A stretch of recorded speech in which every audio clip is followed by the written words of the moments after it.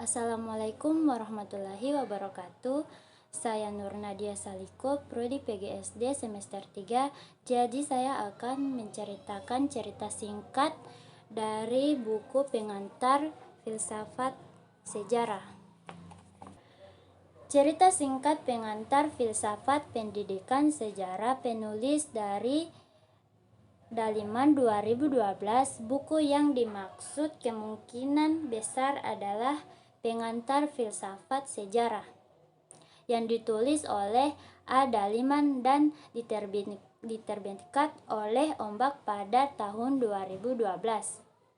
Secara garis besar, buku ini menyajikan pemikiran tentang filsafat sejarah.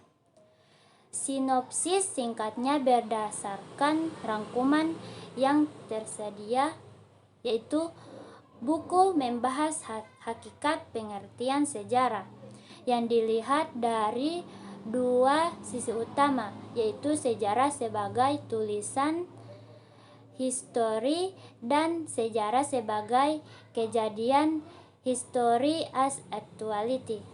Penulis menyederhanakan dan memusatkan pemikiran filsafat sejarah dalam 4 hal. Tetapi intinya buku ini berusaha menyajikan konsep dasar dalam filsafat sejarah. Buku ini membahas hakikat pengertian sejarah yang dilihat dari sisi utama, sejarah sebagai tulisan history as written dan sejarah sebagai kejadian history as actuality.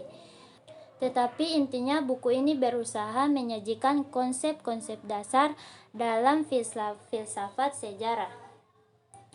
Buku ini merangkum 7 pengertian filsafat sejarah yang dikembangkan oleh para tokoh seperti Henry Ritter, Collingwood, Karl R.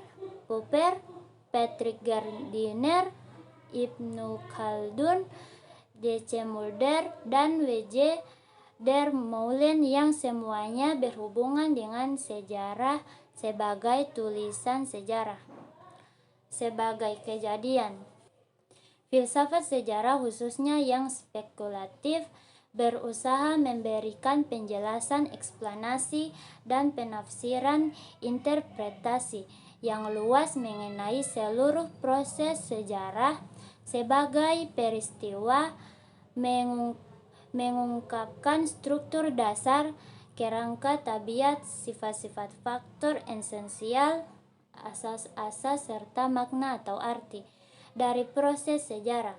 Singkatnya, buku ini adalah pengantar komprehensif untuk memahami secara filosofis hakikat, struktur dasar, kerangka tabiat, sifat-sifat, faktor esensial, asas-asas, serta makna atau arti dari proses sejarah. Singkatnya, buku ini adalah pengantar komprehensif untuk memahami secara filosofis hakikat, struktur, dan makna dari sejarah. Sekian dari saya. Lebih dan kurangnya saya mohon maaf. Wassalamualaikum warahmatullahi wabarakatuh.